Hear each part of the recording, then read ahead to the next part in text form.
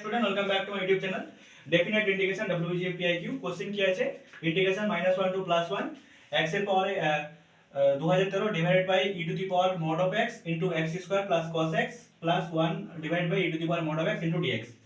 ঠিক আছে, এবার দেখো এই কোশ্চেনটা হচ্ছে এই ধরনের একটা কোশ্চেন যে -a to plus a f of x dx, এটা এর ভ্যালু 0 কখন হবে যখন f of x টা অড ফাংশন হবে, আর এর value 2 into 0 to a f of x dx কখন হবে যখন এটা ইভেন ফাংশন হবে।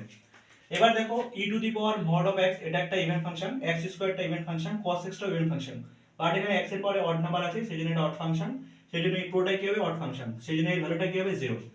বাট এখানে e to the power mod of x আছে, mod আছে সেজন্য এটা ইভেন ফাংশন। ঠিক আছে, তো এবার কি করব, ইভেন ফাংশনের ক্ষেত্রে কি করলাম 2 টা সামনে আসবে 0 টু 1, এবার e টু দি পাওয়ার এবার 0 থেকে 1 এর মধ্যে mod x টা কি হবে প্লাসে খুলবে, বাট এই x টা উপরে গেলে কি হবে মাইনাস x হয়ে যাবে। এবার e to the power minus x এর ইন্টিগ্রেশন কি হবে e to the power minus x, but এখানে মাইনাস আছে সেজন্য সামনে একটা মাইনাস চলে আসবে।